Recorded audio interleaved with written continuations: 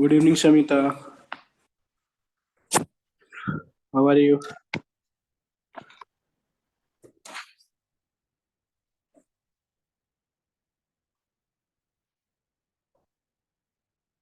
Shamita, I am audible. Yes, sir. Okay. Am I audible? Yes, you are audible. How are you? Fine, sir. Okay. Good. Foot of perpendicular image वगैरह में कोई doubt है नहीं ना? Foot of perpendicular image. No doubt.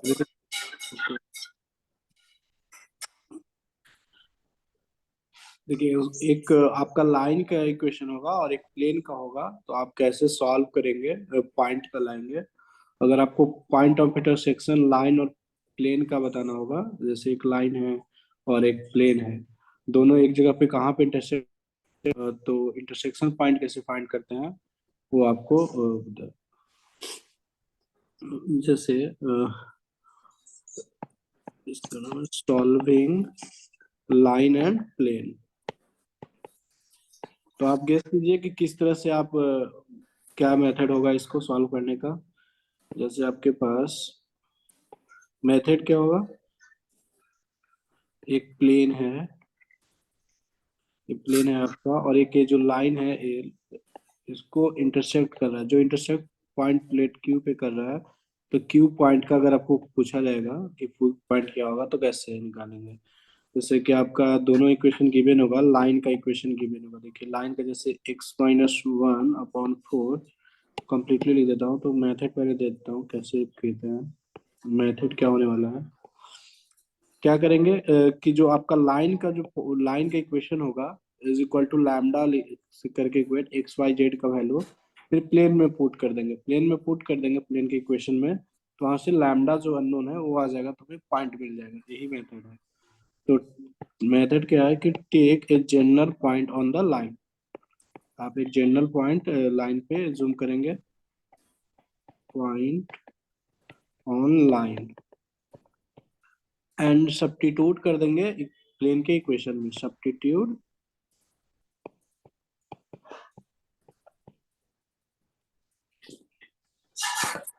It in plane के equation में आप substitute कर देंगे। जैसे एक एग्जांपल लेते हैं इस पे।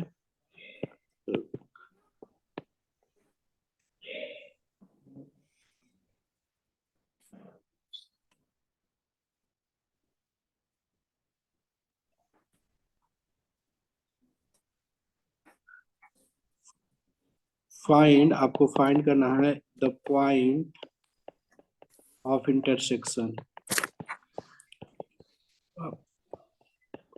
जब भी ये पॉइंट ऑफ इंटरसेक्शन आपसे पूछा जाएगा, तो आपका लाइन का इक्वेशन और प्लेन का इक्वेशन गिवन होगा।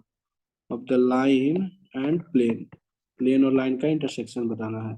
लाइन का इक्वेशन गिवन है x-1/4 is equal to y-2/1 is equal to z-1/3 z-1/-3। और आपका प्लेन का इक्वेशन गिवन है 3x-y+2z इज इक्वल टू 30। चलिए इसको कैसे सॉल्व करेंगे बताइए। आप एक जनरल पॉइंट कैसे लेते हैं, बताया था ना, जनरल पॉइंट पैरामीट्रिक में इक्वेशन लाइन का इज इक्वल टू लैम्डा से आप इक्वेट करते थे और यहाँ से आप एक्स वाई जेड का वैल्यू निकाल देते थे, राइट? बस एक्स वाई Yes, का। sir. हाँ, इसको करके बताइए।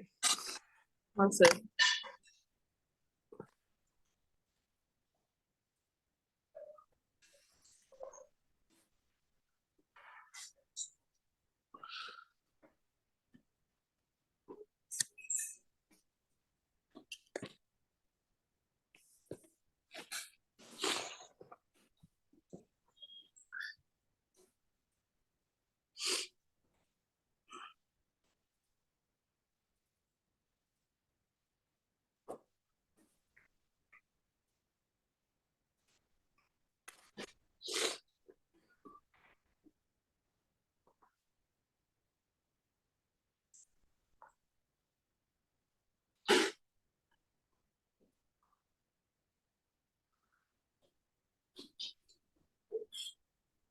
Take a general point on the line, line पे जनरल पॉइंट लेते हैं इक्वेट टू लैम्डा से इक्वेट करके। So can you just show the formula once, sir? ऊपर जा सकते हैं। तो आपने कुछ इसमें करना नहीं है, ये आपने लैम्डा जम कर लिया तो x minus 1/4 is equal to lambda हो गया, तो यहाँ से आपको x is equal to 4 lambda plus 1 मिल गया, यही पॉइंट होगा 4 लैम्डा प्लस 1। बस लैम्डा अननोन है, उसको निकालने के लिए इस प्लेन में एक्स वाई जेड का वैल्यू पुट कर देंगे। अब y minus 2/1 is equal to lambda से इक्वेट करेंगे, यहाँ से y जो मिलेगा लैम्डा प्लस 2 मिल जाएगा। Similarly z minus 1/-3 is equal to lambda से इक्वेट करेंगे, so z minus 3 is equal to minus 3 lambda, so z is equal to 3 minus 3 lambda, right? तो अब जो ए बेसिकली इंटरसेक्शन है, सो प्लेन को भी पॉइंट सेटिस्फाई करेगा, जो एक्स वाई जेड का वैल्यू आया तो बस आपको पुट कर देना प्लेन में 3 इंटू एक्स का value 4 lambda plus 1 minus y का वैल्यू है lambda plus 2 plus 2 times z का value 3 minus 3 lambda is equal to 30। तो यहाँ से आ जाएगा 12 lambda plus 3 minus lambda minus 2 plus 6 minus 6 lambda is equal to 30। Solve कर लीजिए, 7 लैम्डा माइनस होगा, सो 5 लैम्डा और प्लस 9 में से 2 plus 7 so gets 6। I think 12 lambda में से 7 lambda 5 lambda 6 9 7 and plus 7, so it's 6.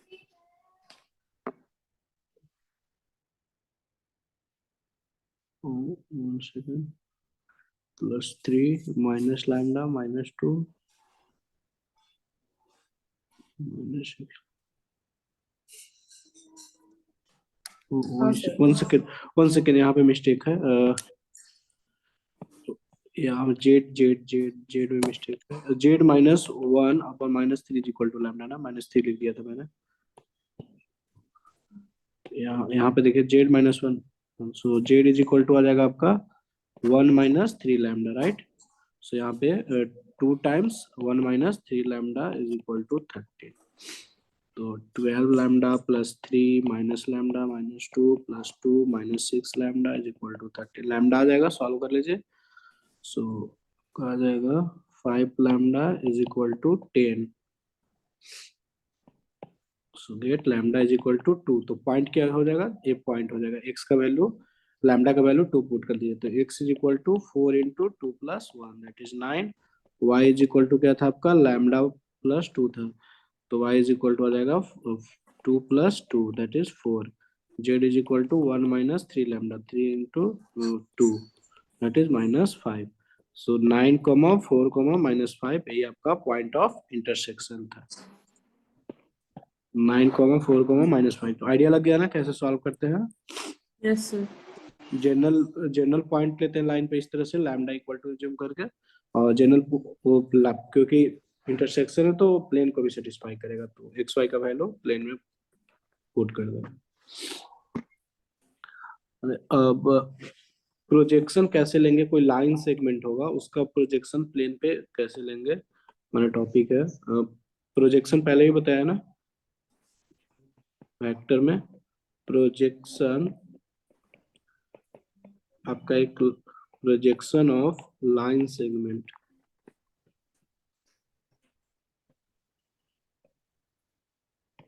On the plane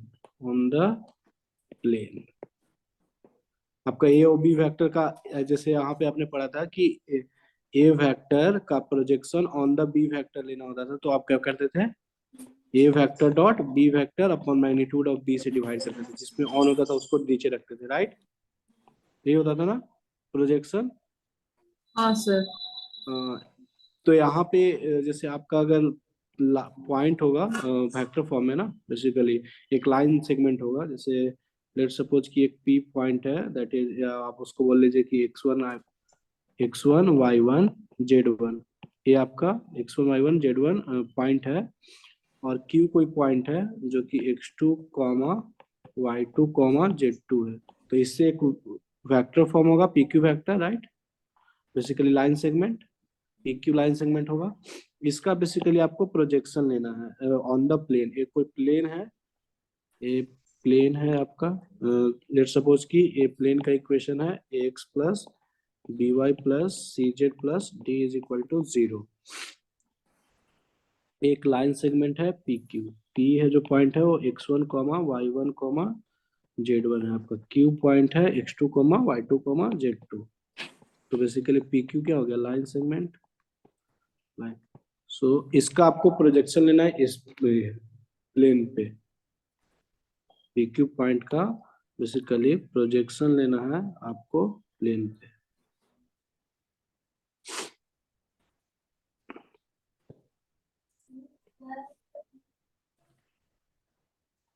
क्या आप अप्रोच लगाएंगे, पी क्यू का प्रोजेक्शन कैसे आएगा? ए बार इंटू बी कैप, वो जैसे वेक्टर्स में। इसका उन्होंने इसका आपको अगर ए आपको नॉर्मल वेक्टर पता है, नॉर्मल वेक्टर प्लेन का, ठीक है, नॉर्मल वेक्टर है। तो आप देखिएगा कि लेट सपोज कि नॉर्मल वेक्टर जो पी क्यू वेक्टर के साथ लेट सपोज कि थीटा एंगल बना रहा होगा, थीटा इज एंगल बिटवीन आपका P Q vector, P Q जो लाइन सेगमेंट है और नॉर्मल जो है उसके बीच का एंगल है।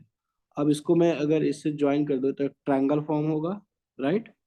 तो यस सर। ए 90 डिग्री माइनस थीटा हो जाएगा आपका, राइट? हाँ सर, हाँ सर। तो अगर मैं ट्रिग्नोमेट्री रेशियो लगा दूं, ट्रायंगल फॉर्म हो रहा है, लेट सपोज कि ये पॉइंट कुछ भी है इस तरह से, तो जो जो लेंथ यहाँ पे let suppose P Q R इसको देते हैं, जो पी आर लेंथ होगा, और लेट सपोज ए बी जो प्रोजेक्शन होगा वो पी क्यू के इक्वल होगा, पी आर के इक्वल होगा। क्लियर है? जो पी आर का लेंथ होगा वही ए बी का लेंथ होगा, सेम हाँ एग्जैक्टली। तो अगर मैं पी आर का लेंथ फाइंड कर लो तो प्रोजेक्शन ए बी का लेंथ आ जाएगा, जो कि सेम ही होगा। तो इसमें मैं अगर एक पता है कि पी क्यू का लेंथ क्या होने वाला है, राइट? पी क्यू का लेंथ पता है और उनके बीच का एंगल पता है, तो मैं इजीली ट्रिग्नोमेट्री रेशियो लगा के निकाल सकता हूँ कि क्या होगा A R P R, right? तो पी आर आप क्या लिखेंगे, बेसिकली पी आर इज जो होगा आपका वो बेसिकली पी क्यू का magnitude cos 90 degree minus theta, right? Cos 90 degree minus trigonometry ratio लगाया बी बाई एच। तो आपका पी आर आ गया, जो पी आर, तो यहां से आ गया कि पी क्यू का magnitude cos 90 degree minus theta is sine theta, P R. तो P R basically A B के इक्वल है, बेसिकली ए बी जो कि प्रोजेक्शन है प्लेन पे। तो यहाँ से आपको आ जाएगा साइन थीटा, आप क्या लिखेंगे, साइन थीटा कैसे लिखते थे, क्रॉस, साइन थीटा में क्रॉस लिखते थे ना, तो लिख लीजिए P Q sine theta is equal to P Q cross n upon P Q का मैग्नीट्यूड अपॉन एन नॉर्मल का मैग्नीट्यूड। यहाँ से पी क्यू कैंसिल हो गया मैग्नीट्यूड, सो आ गया आपका फाइनल की पी क्यू क्रॉस एन करना है और आपको मैग्नीट्यूड एन से डिवाइड करना है, यही आपका आएगा। सो तो basically P Q into n. और मैग्नीट्यूड ही, एन क्या? क्योंकि यस पी क्यू का भी मैग्नीट्यूड ही लेंगे ना, पी क्यू क्रॉस एन का, क्योंकि जो प्रोजेक्शन होगा बेसिकली वो तो स्केलर क्वांटिटी है ना, लेंथ है, राइट? Yes sir. तो लेंथ है तो आप तो क्या लेंगे, मैग्नीट्यूड लेंगे ना, पी क्यू क्रॉस एन आया उसका मैग्नीट्यूड ले लीजिएगा अपॉन नीचे में डिनोमिनेटर में एन का मैग्नीट्यूड, नॉर्मल का मैग्नीट्यूड। ये आपको याद रखना है कि प्रोजेक्शन ए होगा। जैसे आपने ए का प्रोजेक्शन ऑन बी लिखा था, तो लिखा था आपने कि ए क्रॉस बी का मैग्नीट्यूड होगा अपॉन बी का मैग्नीट्यूड होगा, ऑन जहां पे रहता है वो, जैसे b vector on a vector आपने पढ़ा था, तो आप क्या करते थे, ए क्रॉस बी का मैग्नीट्यूड अपॉन ए का मैग्नीट्यूड, यही प्रोजेक्शन होता था, राइट? वेक्टर में इसको बताया था। तो सिमिलरली यहाँ पे क्या याद रखना, वो सेम ही है कि आपका पी क्यू लाइन सेगमेंट होगा, पी क्यू दिया ही रहेगा, पी और क्यू तो गिवन होगा हमारे पास लाइन सेगमेंट, और एन नॉर्मल जो प्लेन का इक्वेशन होगा तो उसका नॉर्मल तो दिख ही जाएगा, normal P Q cross n कर देना, नॉर्मल के मैग्नीट्यूड से डिवाइड कर देना। ये समझ में आ गया कैसे आया भी फॉर्मूला, ये आपको याद हाँ सर। रखना है। ओके,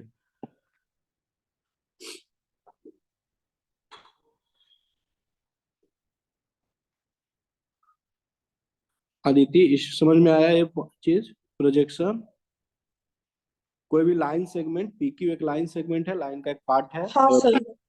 इसको आप कैसे लेंगे, तो बेसिकली ए बी जो होगा वो प्लेन पे प्रोजेक्शन होगा जो कि पी आर के इक्वल होगा, बस ट्रिग्नोमेट्री रेशियो अप्लाई कर दिए। बेसिक। इसे एक क्वेश्चन इस पे देते हैं ताकि आपका प्रैक्टिस हो जाए। आपको फाइंड करना है the length of projection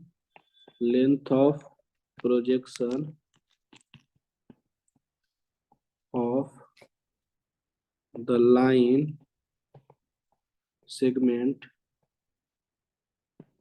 joining the points आपको given है points 5, -1, 4 and 4, -1, 3 on the plane का भी इक्वेशन गिवन है x + y + z = 7। आपने समिता जेईई मेंस का फॉर्म फिलअप किया है क्या समिता?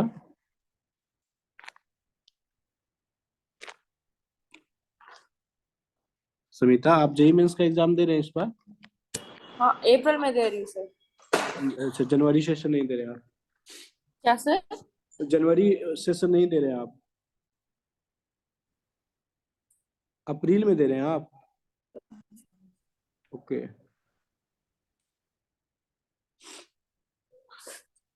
इसमें आपको भी देना चाहिए था ताकि आपको आइडिया लग जाता है किस तरह से आपका एग्जाम आप कहाँ पे मिस कर रहे हैं, बहुत सारे सीखने को चीजें मिलता है।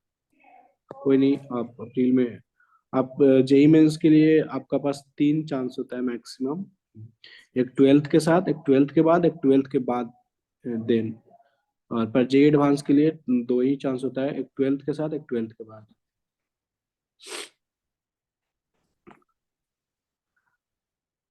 यस मैं बोला था ना मेरा मेन प्रायोरिटी एमसेट है सो।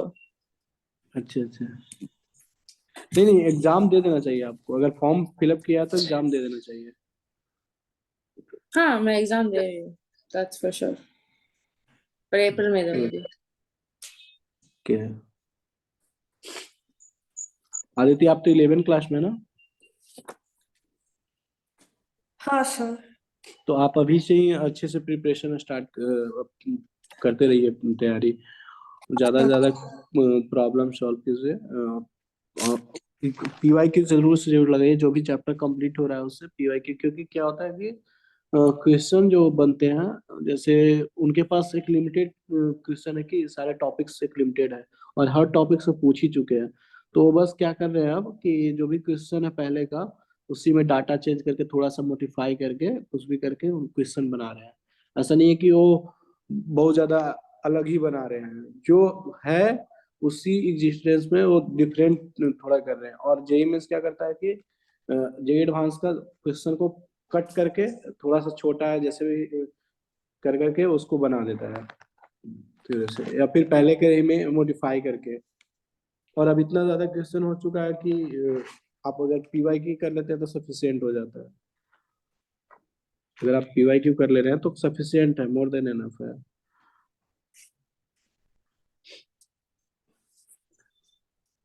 हाँ सर। इसको कीजिए।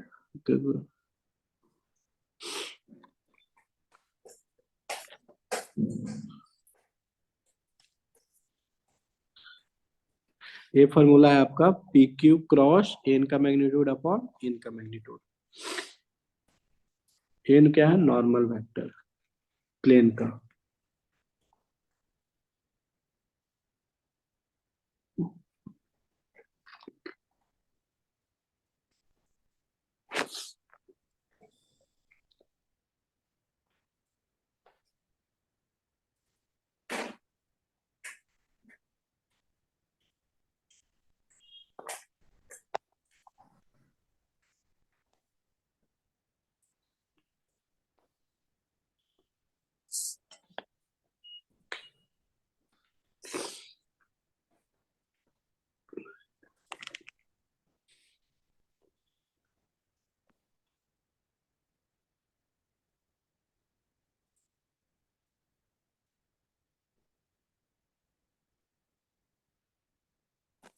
Sir, I'm getting it as mod minus I cap minus j cap by √3. By root 3 yes. तो मॉड ऊपर का भी मॉडुलस ले लीजिए ऊपर का, जो डिनोमिनेटर में है, तो आपका आंसर आ जाएगा सो कितना है? माइनस आई कैप माइनस जे कैप का √2 होगा ना मोड। यस, √2, तो √2/√3 आंसर हो जाएगा। गुड, हाँ √2/√3 वही करेक्ट। आया। यस, √2/√3 आपका आंसर होगा, रूट में यही आंसर हो जाएगा, √2/√3 करेक्ट। आपका आया आदिति, ये जेई मेन में पूछा हुआ क्वेश्चन है, जेई मेन 2018 का।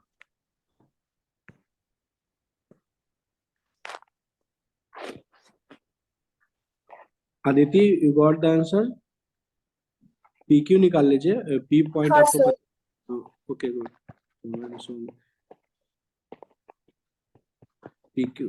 चलिए तो नेक्स्ट टॉपिक सुनते हैं। एंगल बिटवीन प्लेन कैसे निकालेंगे? Angle between two planes, angle between two lines बता दिया था ना जब लाइंस बता रहा था, तो एंगल बिटवीन टू लाइंस बताया था आपको बी उस टाइम। तो यहाँ पे है angle between two plane, angle between two planes.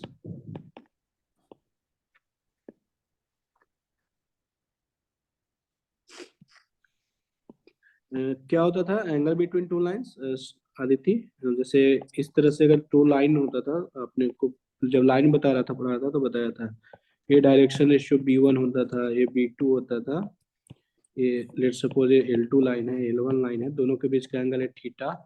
Then आप cos theta is equal to लिखते थे B1 dot B2 upon magnitude of B1 B2। ये होता था ना एंगल बिटवीन टू लाइन।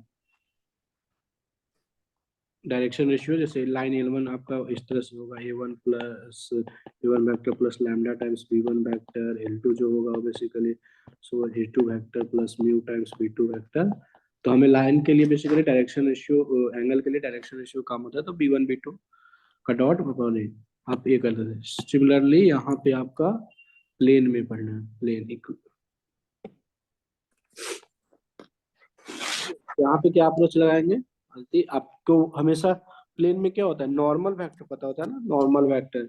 जैसे लेट्स सपोज कि आप एज्यूम कीजिए कि एक प्लेन है, एक इसको मान लीजिए कि प्लेन है, P1 प्लेन है, दो प्लेन के बीच बताना है, और ए P2 प्लेन है, दो प्लेन है। तो बेसिकली लेट्स सपोज कि दोनों के बीच का एंगल थीटा है, P1 और P2 के बीच का एंगल थीटा है, मुझे उनको फाइंड करना है, P1 और P2 के बीच का एंगल। तो कैसे फाइंड करेंगे अदिति? सोचिए, जो नॉर्मल होगा P1 का वो परपेंडिकुलर टू प्लेन होता है, बेसिकली नॉर्मल तो हमेशा परपेंडिकुलर। लेट्स सपोज N1 है, राइट? ये नॉर्मल P1 का है, राइट? और इस तो इसका इसका भी 90 डिग्री, P2 से 90 डिग्री होगा, N2 नॉर्मल। तो ये बताइए, ये यहाँ पूरा ये 90 डिग्री है, तो ये कितना हो जाएगा angle? 90 degree minus theta, right? और ए 90 डिग्री माइनस थीटा, तो देन ए ऑल्सो भी कि थीटा हो जाएगा। दोनों का सम तो 90 डिग्री होगा, क्योंकि N2 और P2 के बीच का एंगल कितना है? 90 डिग्री। तो ये थीटा हो जाएगा। यानी कि हमको ये समझ में आ रहा है कि जितना एंगल प्लेन के बीच का होगा उतना same angle N1 N2 normal के बीच का होगा। नॉर्मल का जो एंगल होगा N1 वेक्टर और N2 वेक्टर के बीच का जो एंगल थीटा है, उतना ही आपका प्लेन के बीच का एंगल है, राइट? P1 वेक्टर, P1 और P2 के बीच का मतलब नॉर्मल 1 और नॉर्मल 2 का बीच का एंगल भी थीटा ही है, दोनों सेम है। क्लियर है ना? N1 क्या है? बेसिकली परपेंडिकुलर टू P1 है, और N2 जो है वो बेसिकली परपेंडिकुलर टू P2 है। नॉर्मल तो हमेशा प्लेन के परपेंडिकुलर होता है।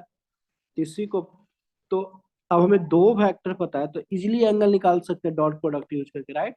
सो यहाँ पे क्या हो जाएगा angle between two plane? Cos theta is equal to N1 vector dot N2 vector upon magnitude of N1 upon magnitude of N2। यही आपका कॉस थीटा हो जाएगा। तो थीटा जो होगा वो एंगल बिटवीन टू प्लेन होगा। क्लियर है क्या Samita? Yes sir. Cos theta is equal to क्या लिखेंगे, n1 वेक्टर का डॉट इंटू n2 वेक्टर का dot upon magnitude of n1 n2, यही आपका हो जाएगा angle between, theta basically angle होगा ना, तो cos theta is equal to, तो थीटा तो आप तो आ जाएगा, कॉस थीटा आ जाएगा। ये क्लियर हुआ क्या?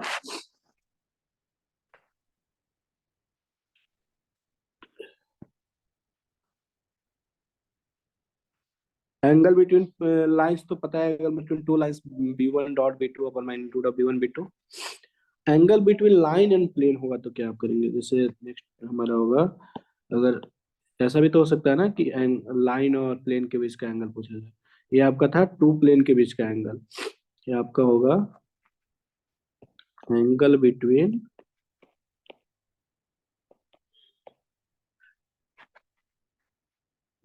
Line and plane. एक लाइन का इक्वेशन होगा और एक प्लेन होगा आपके पास, तो उनके बीच का एंगल कैसे फाइंड होगा,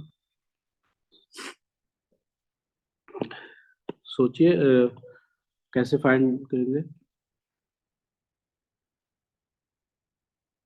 लेट्स सपोज कि ये प्लेन है, ये आपका प्लेन है, प्लेन, तो नॉर्मल इसका परपेंडिकुलर, सो एन वेक्टर, और लाइन ए है आपका, लाइन इंटरसेक्ट कर रहा है प्लेन को इस तरह से, लाइन है, ये है लाइन, प्लेन और लाइन के बीच का एंगल यही आपका थीटा, इसी को फाइंड करना है, प्लेन और लाइन के बीच का एंगल थीटा को।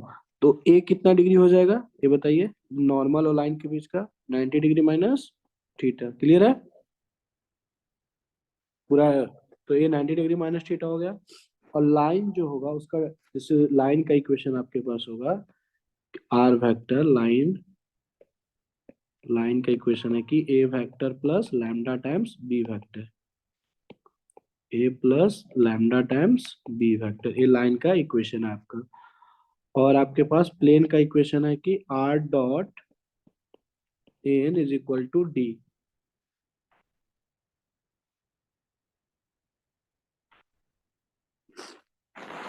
Basically normal r dot n. तो अब इसको यहाँ पे कोई distance r dot n is equal to a dot n करते थे ना, ए डॉट एन कॉन्स्टेंट आता था, वैसे ही लिख दिया हूँ, तो नॉर्मल समय क्योंकि मतलब है बस।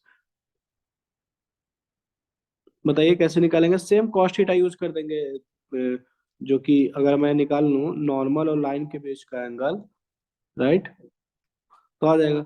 सो एन वेक्टर और बी वेक्टर, ये आपका बी वेक्टर है राइट, जो लाइन का डायरेक्शन है वो बेसिकली बी वेक्टर, और एन वेक्टर और बी वेक्टर के बीच का एंगल कितना है, 90 डिग्री माइनस थीटा, ये लाइन और ये नॉर्मल के बीच का एंगल 90 डिग्री माइनस थीटा है। और लाइन और प्लेन के बीच का एंगल कितना है, थीटा, लाइन और प्लेन के बीच का एंगल थीटा, यही हमको फाइंड करना है, इसी को फाइंड करना है। तो हम ऐसा कर देते हैं कि cos 90 डिग्री माइनस थीटा, दो वेक्टर पता है इसी में, सो तो लाइन और नॉर्मल इसको जो बन रहा है उसका निकाल लेते हैं, जो कि क्या होगा, n vector dot B vector upon n vector का मैग्नीट्यूड अपॉन बी वेक्टर का मैग्नीट्यूड, यहाँ से आ जाएगा 90 degree minus theta sine theta is equal to n vector dot B vector magnitude of n vector b vector, यही आपका answer हो जाएगा। तो थीटा इस, यहाँ से साइन थीटा आ जाएगा, तो आप थीटा तो आराम से निकाल लेंगे। एक क्लियर है क्या? Yes sir. Okay,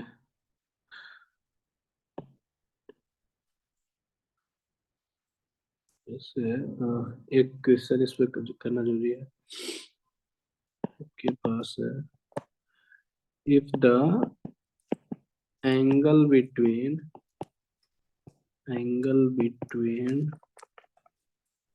the line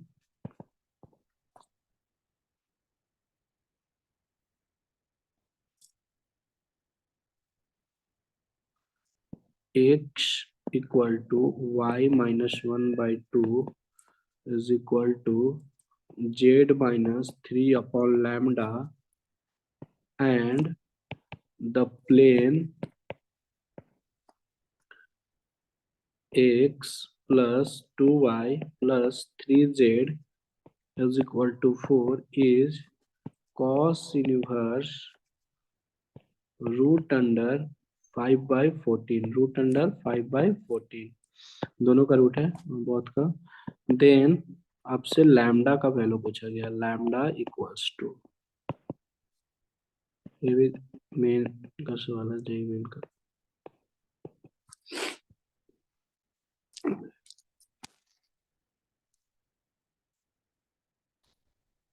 बस ये फॉर्मूला यूज करना है इसमें, ये फॉर्मूला यूज कीजिए, सब कुछ गिवन है, एक अननोन लैम्डा है, आपका आ जाएगा, फाइंड आउट कीजिए।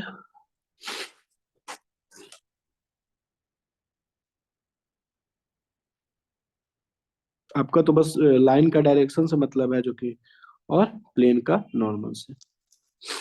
Sir, is it 5 root 5 by root 14? Yes, root 5/14, yes, root के अंदर 5 और 14 है, दोनों रूट के अंदर। हाँ।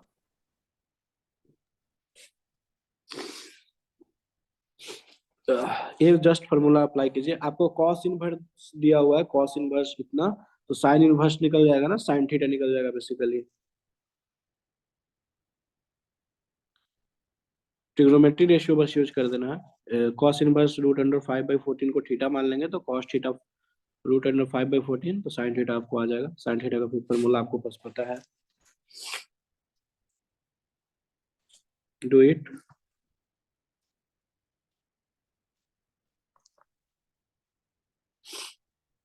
आदित्य कीजिए इसको।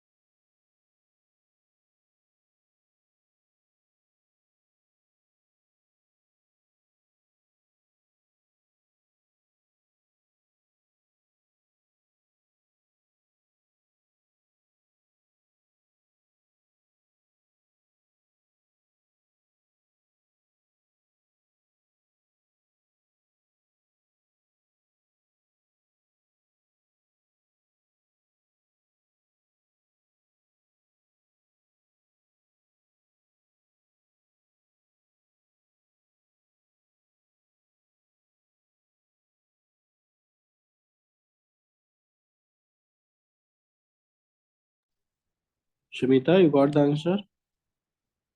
Trying, sir. Okay.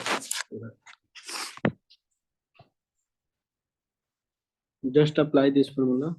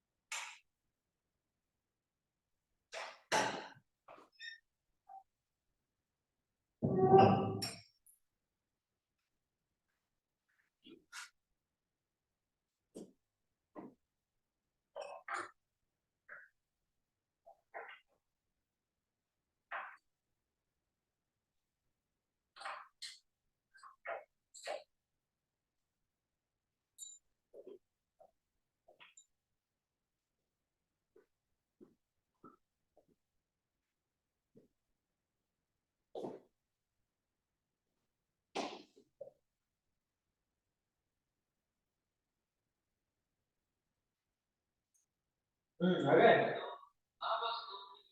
ठीक ठीक ठीक।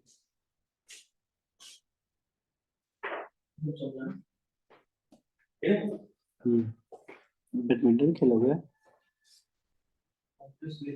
Sir, could you solve it?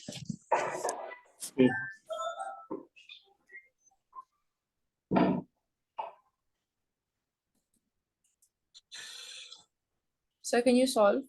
Okay, I am solving. आपका क्या दिया हुआ है? कॉस थीटा क्या है basically? Cos inverse root under 5/√14 दोनों। तो यहाँ से आपका cos theta is equal to क्या दिख रहा है? Root under 5/14। तो साइन थीटा आप लगा दीजिए, ट्रिग्नोमेट्री रेशियो। साइन थीटा क्या आ जाएगा? 3/√14. 3/√14।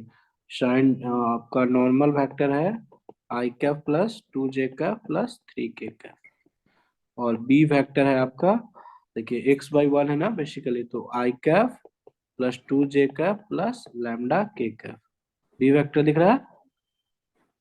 चलिए, तो आप बस sine theta is equal to लगा दीजिए। Sine theta is equal to n dot B dot upon n का मैग्नीट्यूड अपॉन बी का मैग्नीट्यूड। एन का मैग्नीट्यूड कितना आ जाएगा? एन का मैग्नीट्यूड बताइए। 1 का स्क्वायर प्लस 2 का स्क्वायर प्लस 3 का स्क्वायर, 14 आ जाएगा, √14, राइट।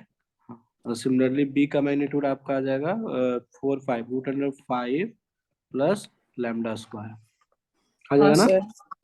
चलिए, I got it till there. Yeah. Yes, N dot B कीजिए, एन डॉट बी कीजिए। एन डॉट बी आ जाएगा आपका 1 I got plus it 4 as 5 plus plus 3 3 lambda. lambda. Yes, 5 plus 3 lambda, 3 तो सब lambda. कुछ आपने कर ही लिया था। 3/√14 is equal to 5 plus 3 lambda upon n का मैग्नीट्यूड है √14 इंटू 5 प्लस लैम्डा स्क्वायर।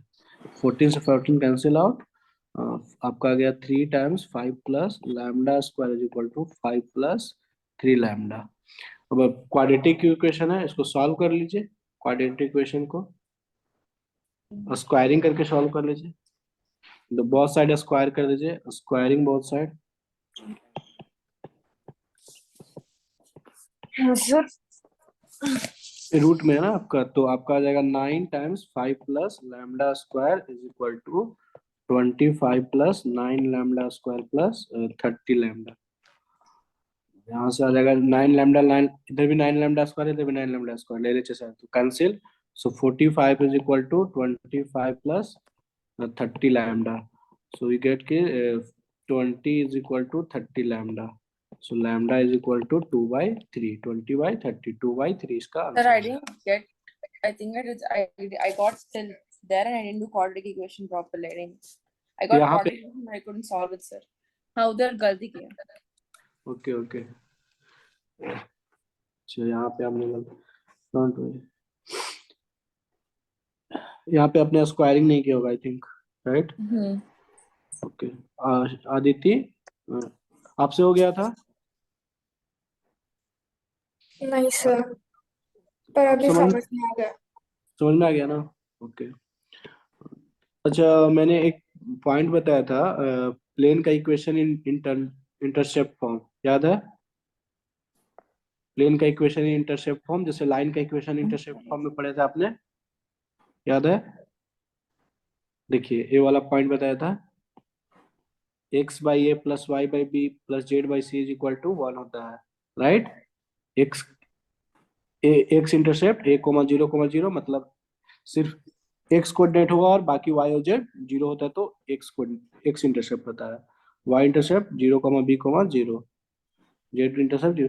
तो उस टाइम हम क्या लिखते हैं प्लेन का equation, x by a plus y by b plus z by c is equal to 1। ये आपका होता है equation of plane in intercept form, इसको बोलते हैं। जैसे लाइन का इक्वेशन आप पढ़े थे इंटरसेप्ट फॉर्म में, x by a plus y by b is equal to 1, similarly होता है यहाँ पे प्लेन का इक्वेशन इस तरह से।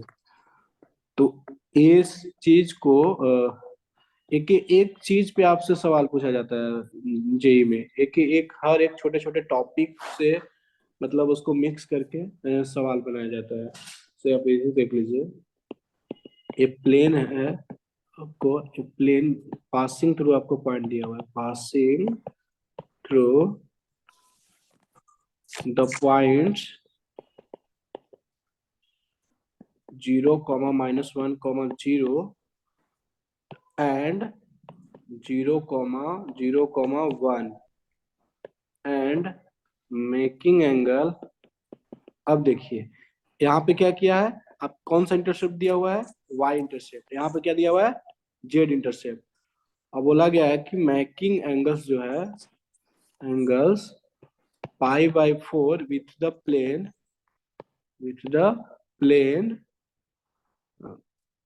दैट इज प्लेन का इक्वेशन है y minus z plus 5 is equal to 0, plane का इक्वेशन है।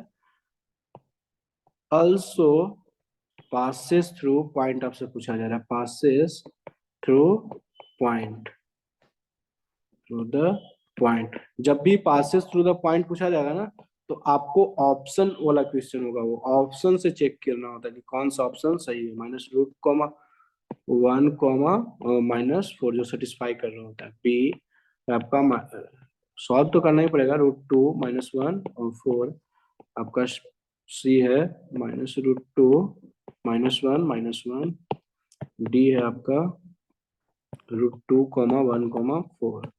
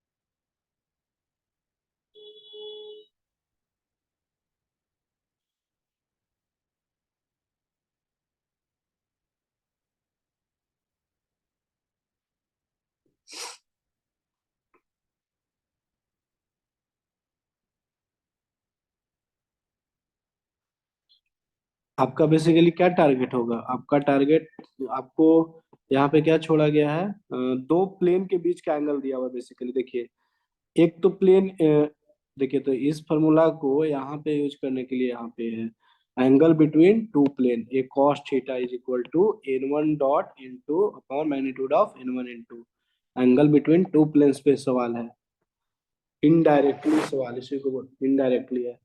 देखिए एक प्लेन का इक्वेशन आपको गिवन है, दूसरा प्लेन का इक्वेशन आपको लिए उसको इन्फॉर्मेशन गिवन है, plane passing through the point A, this दो पॉइंट दिया हुआ है, थर्ड पॉइंट का अननोन है, नहीं पता है, तो इंटरसेप्ट फॉर्म में बेसिकली है। बट आपको एक्स नहीं, एक्स इंटरसेप्ट नहीं है, वाई और जेड इंटरसेप्ट है। तो दो प्लेन का चाहिए था आपके पास इक्वेशन, तो एक तो डायरेक्टली गिवन है, एक इनडायरेक्टली बोला जा रहा है, एंगल बिटवीन प्लेन भी दिया हुआ है डायरेक्टली। आप इसका यूज करके आप लेट सपोज कि जो प्लेन अननोन प्लेन है, तो एक्स बाई लैम्डा, एक्स आप लिखते हैं ना इंटरसेप्ट फॉर्म में प्लेन का equation, x by a plus y by b plus z by c is equal to 1, equation of plane in intercept form, equation of plane in intercept form.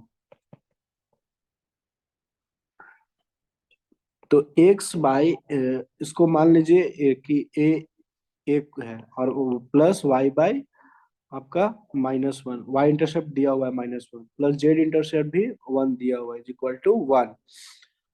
अब देखिए plane का equation आपको मिल गया होगा basically.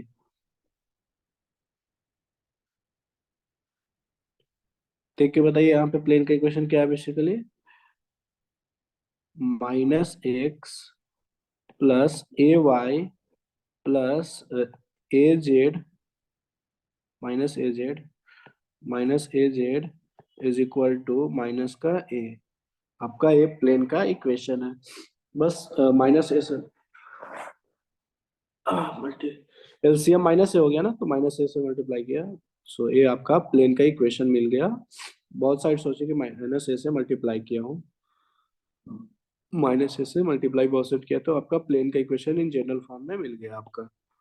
तो target क्या है यहाँ पे, ए फाइंड करना। अगर ए फाइंड आ गया तो हम ऑप्शन से चेक कर लेंगे कि किससे पास कर रहा है, कौन सेटिस्फाई कर रहा है एक्स वाई का वैल्यू।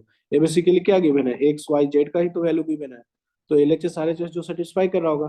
तो हमारा अल्टीमेट अभी टारगेट क्या है, ए जो अननोन है ए एक्स इंटरसेप्ट, उसको वैल्यू फाइंड करना। उसके लिए इंफॉर्मेशन गिवन है कि angle between two plane is π/4। तो एंगल बिटवीन टू प्लेन हमको पता है कि cos थीटा होता है, जबकि n1 dot n2 upon magnitude of n1 magnitude of n2 होता है। तो पहले का नॉर्मल क्या दिख रहा है, ये जो प्लेन है उसका नॉर्मल क्या दिख रहा है, n1 is equal to minus i cap plus a j cap minus a k cap, ये दिख रहा है ना। जो भी एक्स वाई जेड का कोफिशिएंट होता है वही होता है आपका, उसके साथ एक्स वाई जगह पे आप आई कैफ लगा दिए तो वेक्टर फॉर्म में बन गया। n2 आपको दिख रहा है, n2 आपको दिख रहा है कि यहाँ पे जीरो है ना एक्स का कोफिशिएंट, तो जीरो आई कैफ प्लस जे कैफ है और माइनस का के कैफ है, 1 है ना जेड का कोफिशिएंट। n1 n2, बस n1 n2 तो चाहिए था, n1 n2 का डॉट निकाल लीजिए, n1 n2 का डॉट आ जाएगा आपका जीरो, आई कैप तो है नहीं तो जीरो, सो n1 n2 आ जाएगा आपका a और प्लस a, मतलब 2a आ जाएगा, राइट। आपका 2a n1 डॉट n2 आ गया, n1 का मैग्नीट्यूड आपका आ गया रूट अंडर 1 का स्क्वायर प्लस a का स्क्वायर, सो 1 प्लस 2a स्क्वायर, और n2 का मैग्नीट्यूड आ गया आपका रूट अंडर 2। बस पुट कर दीजिए, cos थीटा मतलब cos π/4 थीटा π/4 है is equal to 2a upon n1 dot n2 upon 1 plus 2a square into root 2a। यहाँ से cos 45 1 by root 2 is equal to 2a upon root 2 into 1 plus 2a square. Solve 1 plus 2a square का root is equal to 2a, squaring both side कर दीजिए, so 1 plus 2a square is equal to 4a square, so get a square is equal to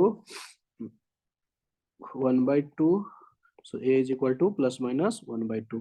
अब a का value plus minus 1/2 आ गया, तो a का value आप put करके plane का इक्वेशन आ गया बेसिकली। एक कोई एक वैल्यू ले लीजिए और उससे ऑप्शन चेक कर लीजिए कि कौन सेटिस्फाई कर रहा है, तो आपका वही ऑप्शन हो जाएगा। कभी भी प्लेन पासिंग थ्रू या कभी भी लाइन, अगर 2D में भी पढ़ेंगे कि लाइन पासिंग थ्रू और पासिंग थ्रू अगर पॉइंट पूछा है तो ऑप्शन में जो गिवन होगा तो लाइन का इक्वेशन अल्टीमेटली फाइंड करना होता है वहां पे, अगर लाइन होगा तो, और उसको ऑप्शन से चेक करेंगे कौन सेटिस्फाई कर रहा है। तो ये क्लियर है क्या आदित्य?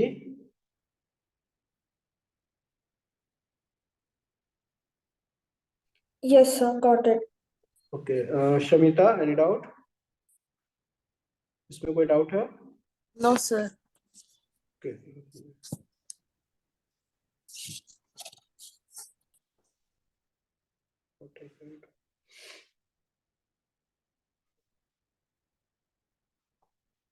तो equation line angle between plane line समझ में आ गया है आई थिंक। चलिए, जैसे आपने पढ़ा होगा फैमिली, पूरा कोऑर्डिनेट ज्योमेट्री जब पढ़ा रहा था, family of circle, family of lines, ये सब बताया रहा था, राइट। फैमिली ऑफ सर्कल तो आया था ना, S1 S2 दो वो सर्कल होता था S1 S2। तो फैमिली ऑफ सर्कल कैसे लिखते थे आदित्य? दो सर्कल का इक्वेशन है, लेट सपोज कि एक सर्कल S1 है, दूसरा सर्कल S2 है, तो तीसरा सर्कल का इक्वेशन कैसे आएगा? एक दो सर्कल के कैसे निकालते थे बताइए? फैमिली ऑफ सर्कल या फैमिली ऑफ लाइंस आपने पढ़ा होगा, सर्कल में बताया था फैमिली ऑफ सर्कल, बताया था फैमिली ऑफ, सेम चीज सारे में होता है, family of planes. Let suppose कि आपके पास, आपको एक ऐसा बताना है प्लेन जो कि line of intersection of planes P1 और P2 के इंटरसेक्शन से पास करता हो। Equation basically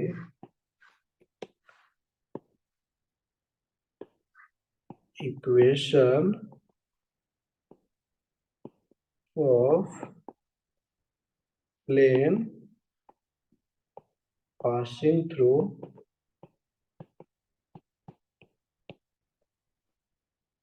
the line of intersection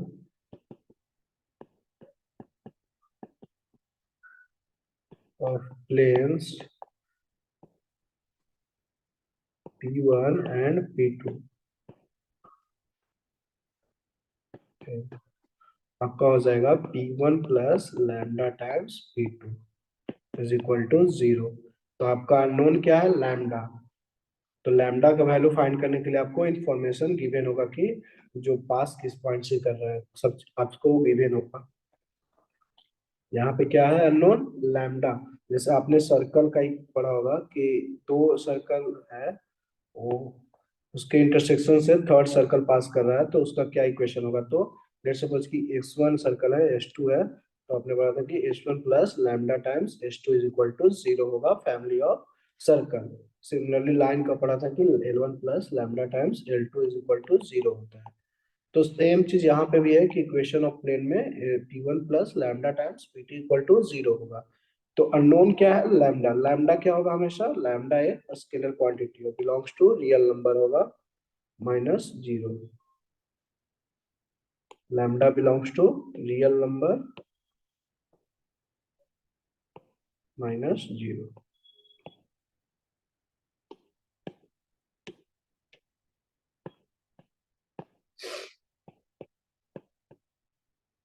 ये आपका होगा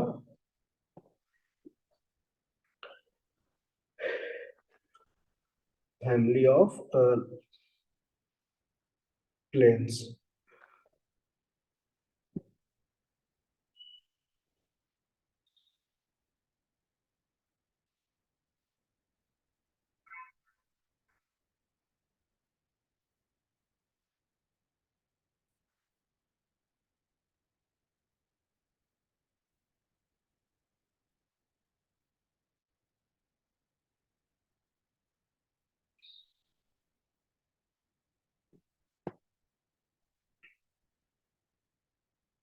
देखिए इसमें एक सवाल, So this is the equation of circle है ना, when passing through two planes. हाँ So, sir, I didn't understand, sir. Family of planes क्या है? फैमिली ऑफ Planes क्या होता है? लेंथ नहीं, फैमिली ऑफ लेंथ नहीं, family of circle.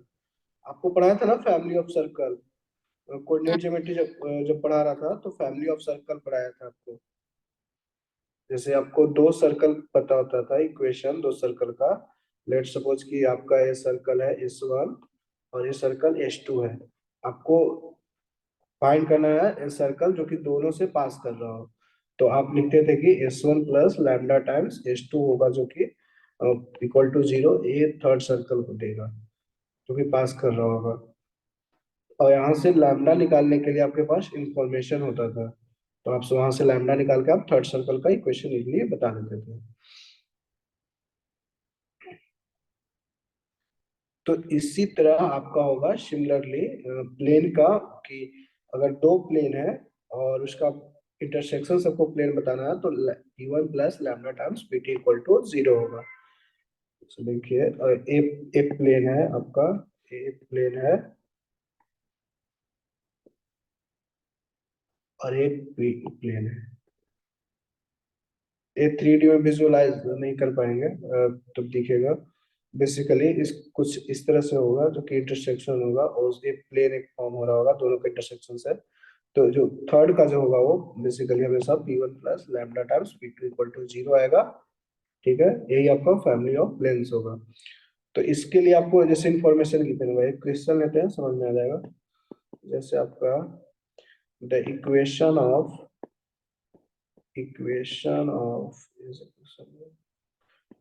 the equation of plane, I hope कि नेक्स्ट क्लास में कंप्लीट हो जाएगा। दो टॉपिक लेफ्ट रह गया है, एक स्फीयर और एक angle bisector. Passing through the line of intersection of the planes, दो प्लेन का इक्वेशन गिवन है, x plus 2y plus 3z is equal to 2 and x minus y plus z is equal to 3, and at a distance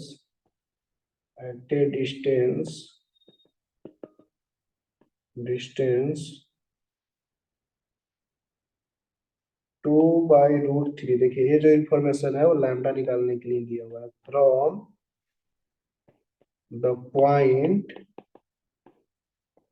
जिससे distance perpendicular distance 3,1 बता दो ना start है -1 is, option आपको given है basically 5x minus 11y plus z is equal to 17। B option है √2x plus y is equal to 3z minus 1। C option है x plus y plus z is equal to √3। D option है x minus √2y is equal to 1 minus √2। काफी ज्यादा hard नहीं है। आपका पूछा गया कि इक्वेशन ऑफ प्लेन बताना जो कि इंटरसेक्शन ऑफ द प्लेन, ये दोनों प्लेन के इंटरसेक्शन से जिसका डिस्टेंस 2√3 फ्रॉम द पॉइंट, इससे देखिए ये इंफॉर्मेशन क्यों दिया हुआ है। और ये दो प्लेन के जब इक्वेशन है तो आपको समझ में आ रहा है कि P1 plus lambda times P2 equal to 0 ये थर्ड का होगा। और इस जो यहाँ पे लैम्डा अननोन है इसको निकालने के लिए दो इन्फॉर्मेशन क्वेश्चन में गिवन है। दूसरी लैम्डा आ जाएगा तो हमें इक्वेशन ऑफ प्लेन आ जाएगा। ये आएगा P3, बेसिकली जो प्लेन P3 होगा वो यही होगा आपका जिसको पूछा गया है P1 plus lambda times P2। इसको लैम्डा फाइंड आउट करने के लिए इन्फॉर्मेशन गिवन है, हो जाएगा ये देखिए एडवांस का जबकि सवाल है।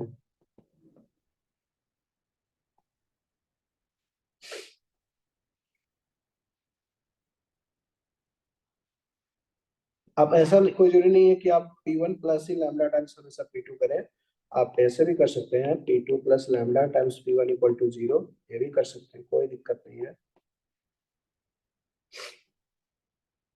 आपकी मर्जी के ऊपर डिपेंड करता है।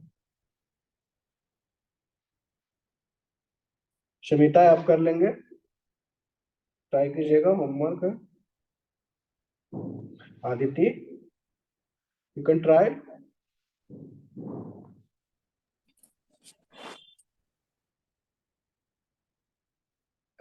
सिंपल है, P1 plus lambda times P2 करना है। P1 आपका देखिए x plus Sir, will try. Okay try कीजिएगा। तो मैं यहाँ पे मीटिंग एंड करता हूँ। नेक्स्ट डे आपको एंगल बाई सेक्टर पढ़ाऊंगा और स्फीयर, देन एंड हो जाएगा topic 3D। Sphere and angle by sector दो टॉपिक लेफ्ट है, ठीक है।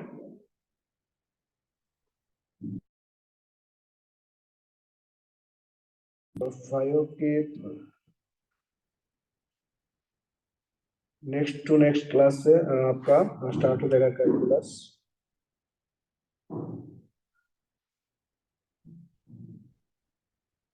मीटिंग एंड करें। हाँ sir. Okay thanks, bye. Thank you.